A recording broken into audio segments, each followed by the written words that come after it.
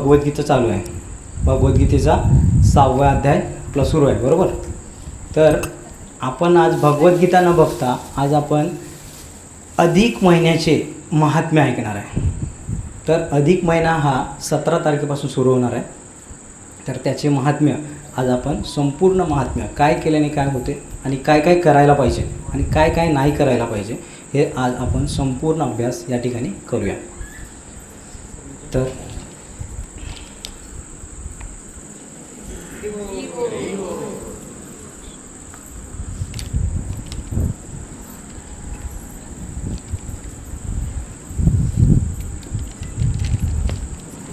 तर अधिक मास याचे महत्त्व आज आपण बघूया. तर अधिक महिना हा कसा येतो सर्वप्रथम आपण हे शिकू. तर ज्या वेळेला आपले 2 वर्ष असतात, म्हणजे एक इंग्रजी महिने आणि मराठी महिने, बरोबर आहे. इंग्रजी महिने म्हणजे कोणते आपले जानेवारी, फेब्रुवारी, मार्च, एप्रिल हे सर्व, आणि आपले मराठी महिने ज्येष्ठ, वैशाख, आषाढ, श्रावण, भाद्रपद, जिगया सर्व. तर अशा प्रकारे हे 12 महिने असतात. परंतु हे जे आपले मराठी महिने असतात ना, तर त्याच्यामध्ये आपण तिथीप्रमाणे जे काही कार्य आहे ते करीत असतो. जसं की पौर्णिमा झाली, अमावस्या झाली किंवा चतुर्थी झाली.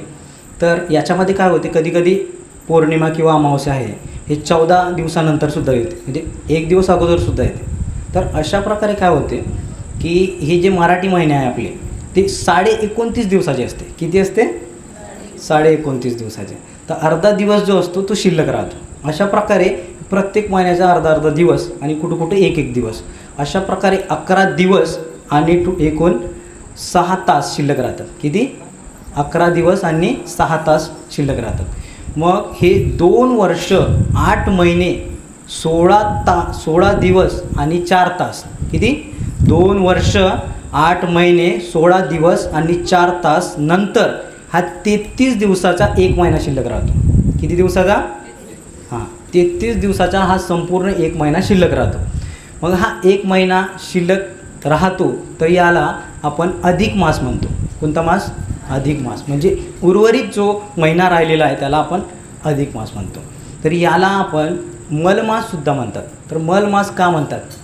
मल म्हणजे जे काय आपण जेवण करतो, बरोबर आहे, जी पचनक्रिया झाली आणि जे राहिलेलं आहे आपल्या पचनक्रियेतून, तर ते आपण मलत्याग करतो, सकाळी शौचाला जातो.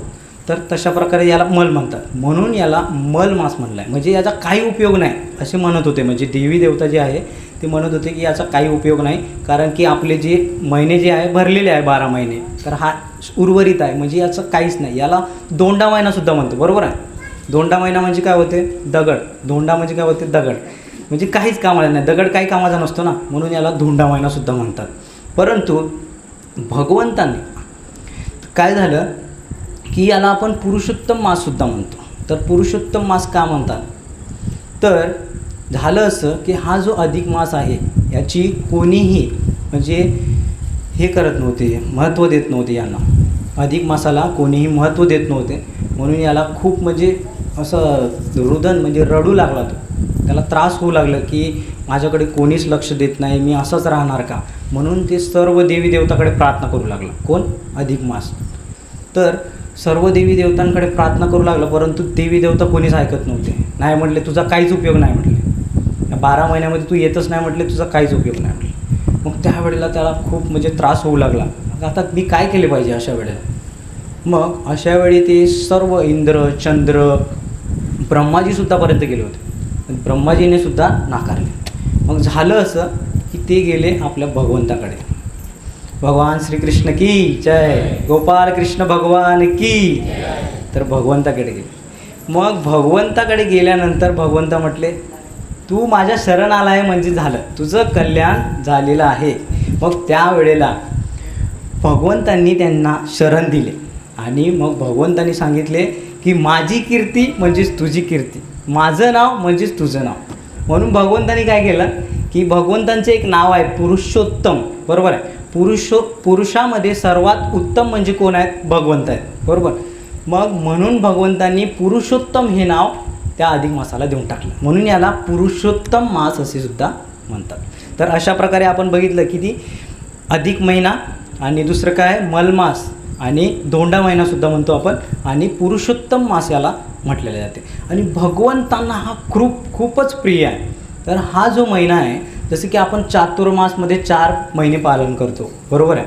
तर ह्या 4 महिन्यामध्ये जेवढे आपण काही आध्यात्मिक क्रिया करतो भगवंतांच्या प्रसन्नतेसाठी, आपल्या भक्तीमध्ये प्रसन्नतेसाठी, पण ह्या 4 महिन्यापेक्षाही अधिक महत्त्वाचं म्हणजे हा अधिक महिना आहे. म्हणून कारण की हा भगवंतांनी स्वीकारला आहे आणि भगवंतांनी त्यांना आश्वासन दिले की तू माझ्या शरण आलेला आहे, म्हणून मी तुझे रक्षण करणार आणि तुझ्या महिन्यामध्ये जे कोणी माझी भक्ती करणार त्यांना मी भरपूर असं फळ त्यांना प्राप्त करणार आहे, फळ त्यांना मी देणार आहे. मग अशा प्रकारे भगवंतांनी आश्वासन दिलं होतं. म्हणून हा महिना पुरुषोत्तम महिन्याने ओळखला जातो. तर एके दिवशी काय झालं की पार्वती माता महादेवांना विचारते, हे देवादिदेव महादेव, तर या अधिक महिन्याचे पालन केल्याने आणि या अधिक महिन्यामध्ये काय काय केल्याने या जीवांना कोणते फळ प्राप्त होणार मला सांगा. मग त्यावेळेला पार्वती मातासुद्धा या महिन्याचं पालन करते, व्रताचे पालन करते. या 33 दिवसामध्ये पार्वती देवीसुद्धा या व्रताचे पालन करतात. मग महादेवांनी सांगितले की या महिन्यामध्ये जो कोणी भगवंतांचे, भगवान श्री विष्णूंचे किंवा कृष्णाचे पूजन करणार, त्यांना दीपदान करणार, त्यांची नेहमी भगवंत रक्षा तर करणार आणि तो दारिद्र्य दुःखापासून पूर्णपणे म्हणजे नष्ट होणार. दारिद्र्य दुःख जे काही त्याच्या जीवनात येणार ते येणारच नाही, तर तो नेहमी सुखी आणि आनंदित राहणार. अशा प्रकारे भगवंतांनी, महादेवांनी कोणाला सांगितलं? पार्वतीला सांगितले. मग ह्याच्यामध्ये एक श्लोकसुद्धा येतो. तर महादेव सांगतात की पुरुषोत्तम मासाय देवतम पुरुषोत्तमः तस्मासां पूज्यया भक्त्या श्रद्धा पुरुषोत्तम. या महिन्यात श्रद्धापूर्वक जे कोणी भगवंतांची पूजा करतात, भगवंतांची आराधना करतात, त्यांचे नेहमी भगवंत काय करतात? रक्षा करतात आणि त्यांना भक्ती प्रदान करतात. तर अशा प्रकारे ह्या श्लोकामध्ये सांगितलं होतं. मग महत्त्वाचं म्हणजे आपण याला अधिक महिना तर म्हणतो. तर अधिक महिन्यामध्ये आपण बघतो की जसं की आता कोणत्या आपण व्यवसायामध्ये असो किंवा कोणत्या कंपनीमध्ये वगैरे गेलं तर त्या ठिकाणी आपला जो महिन्यावारी जो पेमेंट आहे तो मिळतो, पण बोनससुद्धा मिळतो, बरोबर आहे. जास्त काम केलं तर बोनससुद्धा असते, दिवाळीमध्ये बोनस वगैरे, म्हणजे उर्वरित जी रक्कम आहे महिन्याची जी शिल्लक राहिलेली जी रक्कम असते ते बोनस म्हणून मिळतात.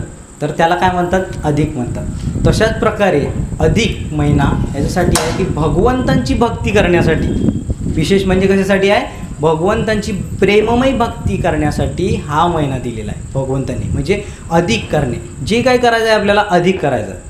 जसं नामस्मरण करायचं आहे, जसं 2 माळा करत असेल तर 4 केले पाहिजे, 4 करत असेल तर 8 केले पाहिजे, 8 करत असेल तर 16 केले पाहिजे, 16 करत असेल तर 32.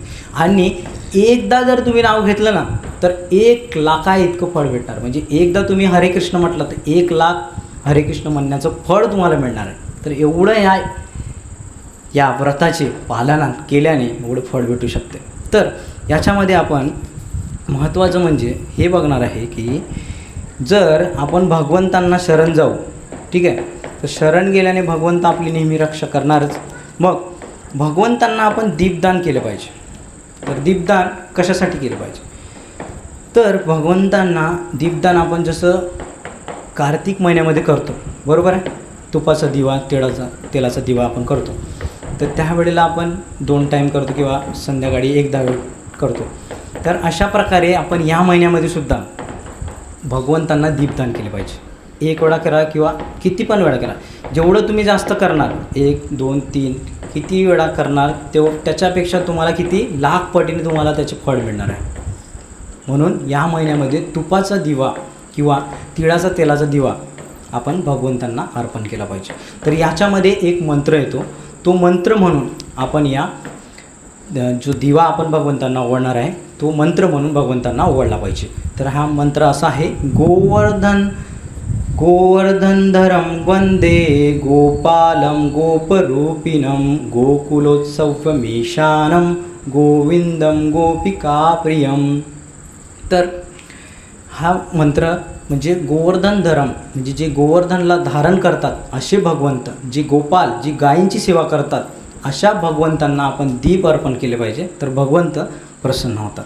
मग अशा प्रकारे आपण दीपदान केले पाहिजे. आणि विशेष म्हणजे या महिन्यामध्ये आपण वस्त्रदान केले पाहिजे. वैष्णवांना म्हणा किंवा इतर कोणांना, भक्तांना, साधुसंतांना आपण वस्त्रदानसुद्धा केले पाहिजे.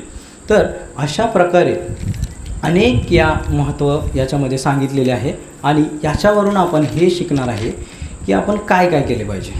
तर पार्वती माता म्हणते महादेवांना, काय म्हणतात की या व्रताचे मी पालन तर करत आहे, पण मला काहीतरी दान द्यायचं आहे. कुणाला द्यायचं आहे की भक्तांना म्हणा, वैष्णवांना म्हणा, तर मला दान द्यायचं आहे, तर मी काय दान केले पाहिजे अशी पार्वती माता महादेवांना विचारते. मग त्यावेळेला महादेव सांगतात की दान द्यायचं आहे तर तुम्ही फक्त आणि फक्त या व्रताचे निष्ठेने व श्रद्धेने पालन करा. हेच खूप मोठं दान आहे.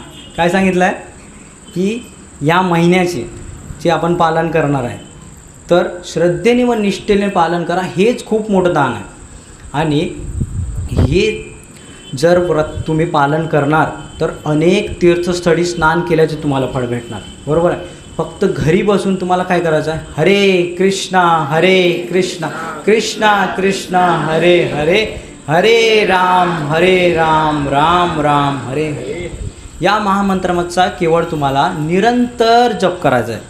मग जर आपण हरे कृष्ण महामंत्राचा जप करू, बरोबर, आणि भगवंतांना दीपदान करू आणि भगवंतांनाच भोग लावून जर प्रसाद ग्रहण करू, तर हा महिन्याचं जास्त काही आपल्याला करायचं नाही. काय करायचं आहे, फक्त भगवंतांना भोग दाखवणे, नामस्मरण करणे आणि कथा कीर्तन ऐकणे. विशेष म्हणजे या महिन्यामध्ये कथा कीर्तन खूप ऐकलं पाहिजे.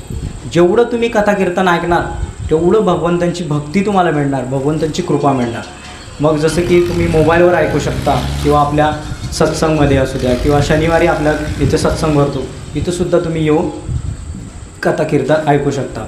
मग महादेव सांगतात पार्वतींना की तुम्ही जास्तीत जास्त भगवंतांचं नामस्मरण आणि कथा कीर्तन ऐकले पाहिजे, तरच ह्या सर्व फळाचं तुम्हाला फळ भेटेल. तर अशा प्रकारे मग महादेवांनी सांगितले. मग झालं असं की जे लोक कर्मकांड करतात त्यांचं काय होईल अशी पार्वती माता म्हणते. मग त्यावेळेला भगवंत सांगतात की जे काही कर्मकांडी लोक असतात ते काय करतात, आपल्या स्वार्थापोटी करतात. म्हणजे या महिन्याचे पालन कर्मकांडी लोकसुद्धा करतात. म्हणजे मला गाडी भेटू द्या, मला पैसा येऊ द्या, किंवा माझं घर होऊ द्या, अशा प्रकारचे जे मागणारे असतात त्यांना काय म्हणतो आपण, कर्मकांडी. म्हणजे क्षणभर देणे आणि मनभर मागणे, नाही, कणभर देणे आणि मनभर मागणे, आवळा देणे आणि काय कोवळा मागणे, अशा प्रकारचं जे चालतात त्याला काय, ती कर्मकांडी लोक असतात. म्हणजे भगवंतांना थोडं द्यायचं आणि जास्त घेण्याचा प्रयत्न करायचा. तर यांनासुद्धा फायदा होणार नाही असं नाही, परंतु जर आपण भगवंतांची निस्वार्थपणे सेवा करू तर नक्कीच आपल्याला याचं लाख पटीने फळ मिळणार आहे. तर स्वार्थासाठी केलं तर काय होणार, तुम्हाला क्षणिक सुख भेटणार, म्हणजे क्षणिक काही वेळासाठी भेटणार, जोपर्यंत आपला हा देह आहे तोपर्यंतच भेटणार. परंतु जर आपण भक्ती केली, भगवंतांचे नित्य नामस्मरण केलं, भगवंतांची कथा ऐकली, भगवंतांचं कीर्तन केलं, भगवंतांना भोग दाखवला, भगवंतासाठी हार बनवला, जे काही केलं, भगवंतांचा शृंगार केला, जे काही आपण करू ते भगवंतांचं काय झालं, निस्वार्थ सेवा झाली. बरोबर आहे. त्याच्यात आपली भक्तिमय प्रगती होणारच आणि भगवंतांची कृपा होणार आणि मग आपल्या भक्तीमध्ये वाढ होत राहील. म्हणून आपण निस्वार्थपणे सेवा केली पाहिजे. तर भक्त काय करतात, भक्त भगवंतांची निस्वार्थपणे सेवा करतात. म्हणजे भगवंतासाठी जे काही आहे, शृंगार करणे, जे काही करणार ते भगवंतासाठी करणार, इतर कोणत्याही कारणासाठी करीत नाही. म्हणून भक्तांना या ठिकाणी सर्वश्रेष्ठ म्हटलं आहे. बरोबर. तर ह्या अधिक महिन्यामध्ये 3 कथा येतात, ते मी तुम्हाला आज सांगणार आहे. तर सर्वप्रथम आपण बघू की नरसिंह पुराणामध्ये एक कथा येते. नरसिंह पुराणामध्ये हिरण्यकश्यप राक्षस, सर्वांना माहितीच आहे. तर काय झालं, तर हिरण्यकश्यप राक्षस हा अतिशय बलवान, शक्तिशाली आणि सर्व तिन्ही लोकांमध्ये राज्य मिळवलं होतं त्यांनी, बरोबर आहे. मग त्यांनी ब्रह्माजीला प्राप्त करून, ब्रह्माजींची तपस्या करून त्यांनी ब्रह्माजीला प्रार्थना केली होती आणि ब्रह्माजीने त्यांना वरदान स्वरूप दिलं होतं. तर त्यांनी काय वरदान मागितलं होतं की मला कुठेही मारल्या जाऊ शकणार नाही, किंवा मला कोणताही प्राणी किंवा कोणताही मनुष्य किंवा मला धरतीवर, आकाशावरती किंवा घरात बाहेर, दिवसा रात्री अशा प्रकारचे अनेक मागणं त्यांनी मागून घेतले होते. आणि त्यांनी हे सुद्धा मागणं मागितलं होतं की मी या 12 महिन्यामध्ये कुठंच, म्हणजे या 12 महिन्यामध्ये मेलोच नाही पाहिजे. जे आपण या मराठी महिने जे आपले आहेत चैत्र वैशाख, तर ह्या 12 महिन्यामध्ये मी मेलो नाही पाहिजे असं त्यांनी वरदान मागितलं होतं. तो अधिक महिना हा विसरून गेला होता. तर अधिक महिन्यामध्ये भगवंतांनी काय योजना केली, मग अधिक महिना काढला त्याच्यासाठी. मग भगवंत या अधिक महिन्यामध्येच प्रकट झाले होते आणि मग काय केलं, त्या हिरण्यकशिपूचा वध केला. तर भगवंतांनी जे काही लीला करतात हे भक्ताच्या रक्षणासाठी करतात आणि या दुष्टांचा नाश करण्यासाठी भगवंत प्रकट होतात. तर हे आपण या नरसिंह पुराणामध्ये ऐकलं आहे.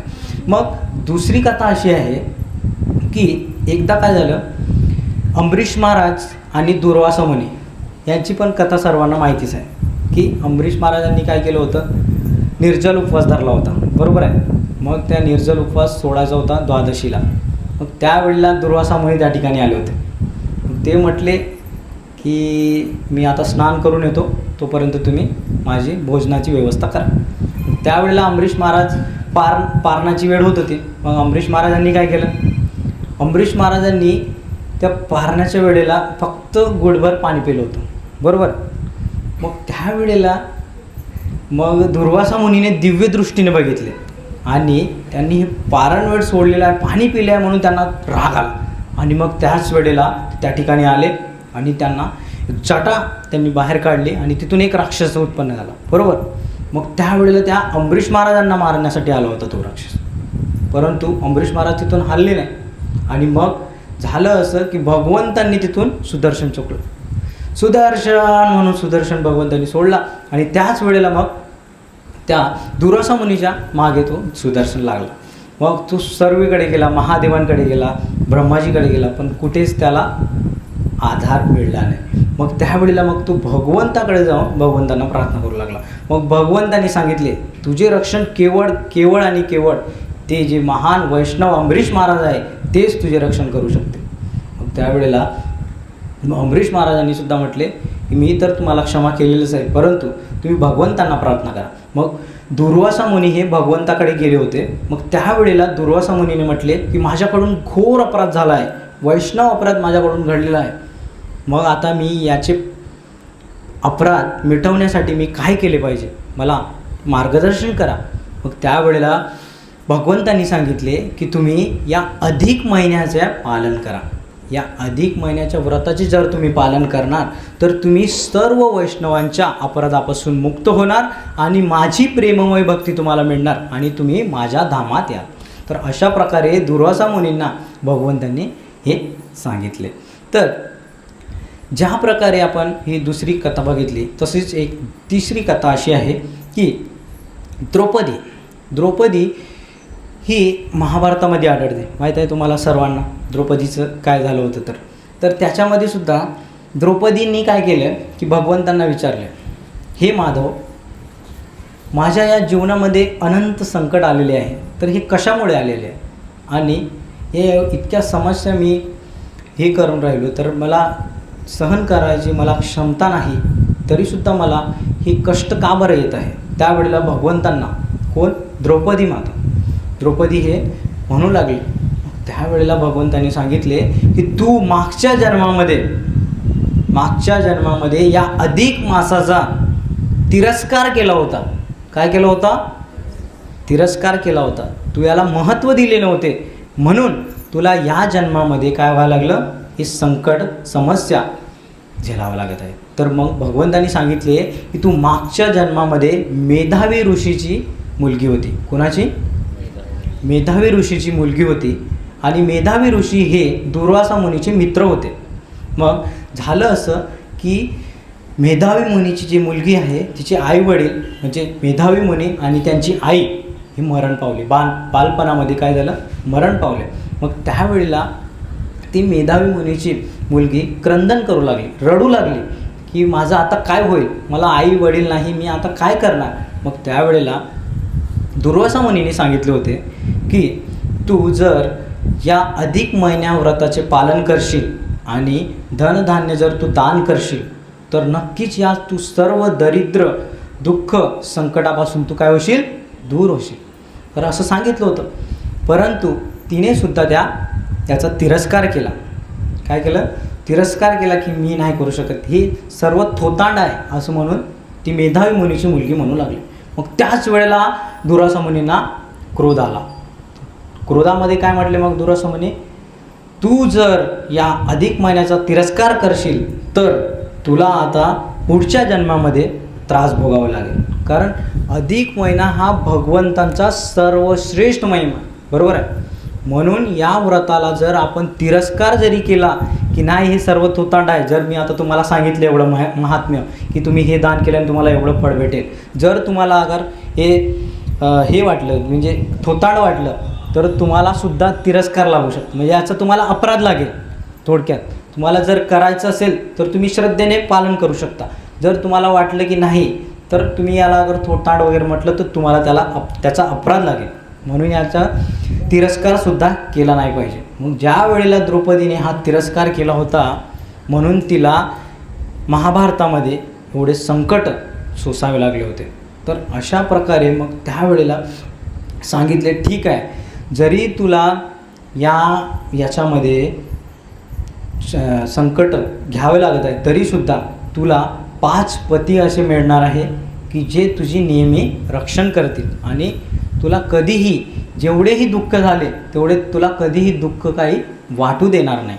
तर अशा प्रकारे मग त्यांना जे 5 पती होते, युधिष्ठिर, अर्जुन, भीम, नकुल आणि सहदेव, हे 5ही पती त्यांची नेहमी काय करायचे, काळजी घ्यायचे. तर कारण काय की त्यांनी अधिक महिन्याचा तिरस्कार केला परंतु त्यांनी अधिक महिन्याच्या नंतर पालनसुद्धा केले होते, म्हणून त्यांना हे 5 पती फळ स्वरूपामध्ये मिळाले. तर अशा प्रकारे या अधिक महिन्यामध्ये आपण हे सर्व काही क्रिया करू तर आपल्याला अनेक फळ या दिवशी मिळणार आहे. तर महत्त्वाचं म्हणजे आपण या दिवशी म्हणजे या महिन्यामध्ये काय केलं पाहिजे, तर हा 17 तारखेपासून हा महिना सुरू होतो. तर अमावस्याच्या सुरुवातीपासून म्हणजे अमावस्या झाल्यानंतर हा महिना सुरू होतो आणि पुढच्या अमावस्यापर्यंत हा महिना असतो. म्हणजे पुढच्या महिन्यापर्यंत एक 17-18 तारखेपर्यंत हा महिना असणार आहे. मग त्यावेळेला आपण काय काय केले पाहिजे, तर भगवंतांना दीपदान तर करतोच आपण, म्हणजे दीपदान केला पाहिजे. तिळाचा तेलाचा दिवा आपण अर्पण करू शकतो. जर तुमच्याकडे तूप नसेल तर त्याच्याने तुम्ही करू शकता. तिळाचा तेलाचा दिवा रोज सकाळी आणि सायंकाळी भगवंतांना ओवाळला पाहिजे. जसं आपल्याला सर्वांना माहितीच आहे की कार्तिक महिन्यामध्ये ज्या प्रकारे आपण ओवाळला आहे त्या प्रकारे आपण ओवाळायचं आहे. आणि महत्त्वाचं म्हणजे या महिन्यामध्ये आपण हरे कृष्ण महामंत्राचा जप केला पाहिजे. हरे कृष्णा कृष्णा कृष्णा हरे हरे, हरे राम राम राम हरे हरे. तर या महामंत्राचा आपण निरंतर जेवढं तुम्हाला जमेल तेवढं तुम्ही या महामंत्राचा जप केला पाहिजे. आणि महत्त्वाचं म्हणजे या दिवशी या वेळेला आपण या महिन्यामध्ये तुलसी आरती केली पाहिजे.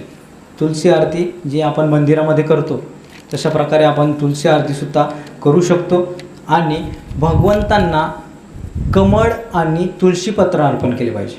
कमळाचं फूल तर इथं नाही परंतु आपण गुलाबाचं फूल आणि तुळशीपत्र आपण अर्पण करू शकता.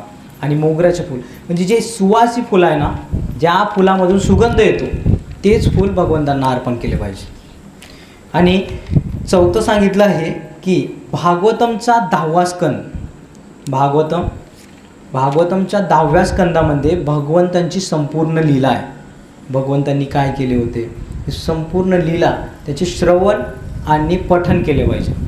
जर आपण या भागवतमचे श्रवण आणि पठण करू तर आपल्याला लाख पटीने त्याचे फळ मिळणार आहे. म्हणजे हे जे काही आपण करणार हे सर्व लाख पटीने आपल्याला फळ मिळणार आहे. म्हणून आपण श्रद्धेने व निष्ठेने या सर्व गोष्टीचे पालन केले पाहिजे. तरच आपल्याला याचे फळ मिळणार.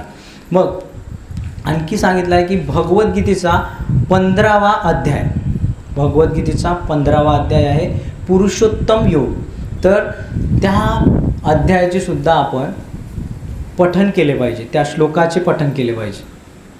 म्हणजे तुम्हाला जेवढं जमेल तेवढं त्याचं मराठीचा अर्थसुद्धा तुम्ही वाचू शकता. जरी तुम्हाला श्लोक असं वाटलं नाही वाचता येत असेल तर तुम्ही श्लोकसुद्धा म्हणजे अर्थसुद्धा वाचू शकता, त्याचं तात्पर्य वाचू शकता. तर दररोज आपण 15वा अध्यायाचं श्रवण आणि पठन केले पाहिजे. आणि नंतर सांगितलं आहे की चौराष्टकम म्हणून एक असते. तर भगवंतांची संपूर्ण लीला त्या गायनमध्ये आहे, त्या गीतामध्ये आहे. तर त्याला चौराष्टकमसुद्धा म्हणतात. आणि जगन्नाथ अष्टकमसुद्धा आहे. तर ते जगन्नाथ अष्टकमसुद्धा आपण म्हटले पाहिजे. आणि नंद अष्टकम म्हणून आहे. तर त्याचेसुद्धा आपण जर म्हणणं नाही होत तर आपण मोबाईलवरती ऐकू शकता. तर तुम्हाला ग्रुपवरती पाठवलं जाईल. आपण त्या महिन्यामध्ये संपूर्ण हे म्हटलं पाहिजे. आणि महत्त्वाचं म्हणजे याच्यामध्ये आपण दान केलं पाहिजे. आता काय दान केलं पाहिजे, तर हा 33 दिवसाचा महिना असतो, बरोबर आहे. बरोबर 33 दिवस याच्यामध्ये शिल्लक असतात. म्हणून 33 जे काही आपण दान करू, तर याच्यामध्ये समजा बत्ताशे झाले, अनरसे झाले, हे सुद्धा दान करायचं असतं. तर त्याचंसुद्धा वेगळं आपल्याला फळ मिळणार आहे. आणि महत्त्वाचं अन्नदान केलं पाहिजे. जसं की आपण प्रसाद देतो बुधवारी शनिवारी कुठं पण, वैष्णवांना अन्नदान केलं पाहिजे, वैष्णवांना वस्त्रदान केले पाहिजे आणि गोदान केले पाहिजे. म्हणजे गाईचे दानसुद्धा आपण करू शकतो. भूमिदान केलं पाहिजे. जेवढं आपल्याला जे काही दान करता येईल तेवढं आपल्या क्षमतेने आपण दान केलं पाहिजे. तर एकदा जर तुम्ही दान केलं तर त्याच्या लाख पटीनं आपल्याला फळ मिळणार आहे. तर अशा प्रकारे आपण हे सर्व दान जर करू तर भगवंत आपल्यावरती प्रसन्न होणार. आणि महत्त्वाचं आता याच्यामध्ये आपण काय काय केले पाहिजे हे बघितलं. मग आता आपण हे बघणार आहे की काय काय नाही केले पाहिजे. जसं की आपण निंदा करतो, काय म्हटले ते तर जे प्रभूजी सांगतात, प्रभूजी तर निंदा नाही केली पाहिजे. निंदा केल्यानं आपली जेवढी काही भक्ती केली आहे ना आपली, ते सर्व नष्ट होते. म्हणून विशेष करून निंदा आपण केली नाही पाहिजे. आणि अनैतिक संबंध आपण ठेवले नाही पाहिजे. कोणाशीही अनैतिक संबंध नाही ठेवले पाहिजे. आणि भांडणसुद्धा केले नाही पाहिजे. तर आपण जेवढं या महिन्यामध्ये जेवढं आपल्याला शांत राहणं होते तेवढं आपण शांत राहिले पाहिजे. आणि भगवंतांचे निरंतर नाव घेतले पाहिजे. जर आपण या सगळ्या गोष्टीमध्ये आपण गुंतू, समजा आता कुठं गेलं बाहेर तर काय होणार, निंदा होणारच. आपला जो स्वभाव आहे ना तो बाहेर येतो लगेच. म्हणून काय केलं पाहिजे, निरंतर आपल्या हातात माळ राहिली पाहिजे. तर निंदा वगैरे होणार नाही. नाहीतर निंदा झाली तर काय होणार, आपलं जे काही आपण नामस्मरण केलेलं आहे, कथा कीर्तन ऐकलेलं आहे ते सर्व नष्ट होणार. म्हणून विशेष करून आपण निंदा भांडण याच्यापासून लांब राहिलं पाहिजे. या आपण महिन्यामध्ये द्वेष ईर्षा कोणाशी केली नाही पाहिजे. म्हणजे त्याचं तेवढं झालं, याचं एवढं झालं, माझं पण आता डबल मजला झाला पाहिजे, म्हणजे हे द्वेष ईर्षा मनातसुद्धा नाही आली पाहिजे. तर या महिन्यामध्ये तुम्हाला एवढं जपून राहावं लागेल. जर तुम्हाला भगवंतांची प्रेममय भक्ती पाहिजे असेल तर तुम्हाला फारच जपून या व्रताचे पालन केले पाहिजे. तरच याचं फळ आपल्याला मिळणार आहे. आणि चोरीसुद्धा केली नाही पाहिजे. चुकूनसुद्धा कोणाचं काही घेतलं नाही पाहिजे, नाहीतर आपल्याला याचा अपराध लागू शकतो. तर अशाच प्रकारे आपण या अधिक मासाचे आपण महत्त्व या ठिकाणी बघितलेले आहे. तर म्हणून आपण या अधिक महिन्यामध्ये जेवढं काही अधिक आपल्याला करता येईल तेवढं आपण अधिक केले पाहिजे. विशेष म्हणजे आता आपण बघतो की अधिक मास जो आहे भगवंतांना शरण गेल्यानंतरच हे सर्व झालेलं आहे, बरोबर आहे.